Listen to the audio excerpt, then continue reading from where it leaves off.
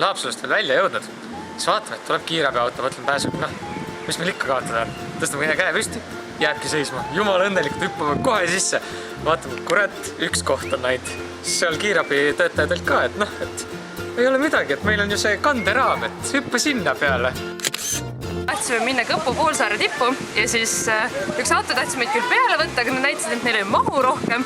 Ja siis nad ikkagi jäid seal tuletorni juures seisma ja siis ütlesid, et meil on küll autos 5 inimest, aga kui te ennast hästi kokku pakite, et siis me kõik mahume.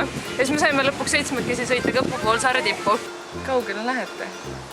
Ei, küsisin kaugele lähed, siis ta ütles, et ei lähe kuhugi.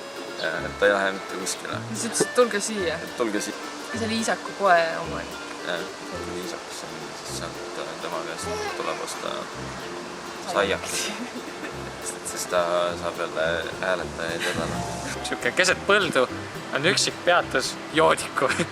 Ja siis, mis ikka, et mõtlesime, et läheneme loovalt, võtsime koduveini pudelid välja, hakkame seal igast Joodiku pilte tegema, nagu Laabergil nii ja ühtegi autot ei tule.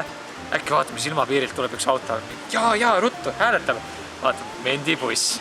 Ai kurat, kohe pudelid kotti, nagu jope peale, kõik asjad. Jääbki seisma, ma olen mingi, jess, hüppame sisse, siis ma olen ka kohe, et mingi, kas kongi saab või? Tere kallid hääletusretkel osalejad.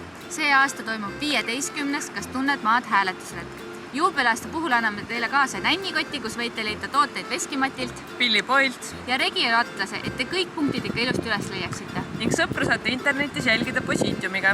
Lisaks ootavad teid osades punktides üllatused, näiteks Veski ja Varase külase majas, Tarka Tares Valgeranna seikluspargis, ning Toila spaas.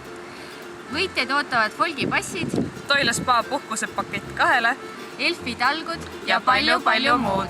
Lisainformatsiooni võite leida Facebookist ja näeme 20. juulil.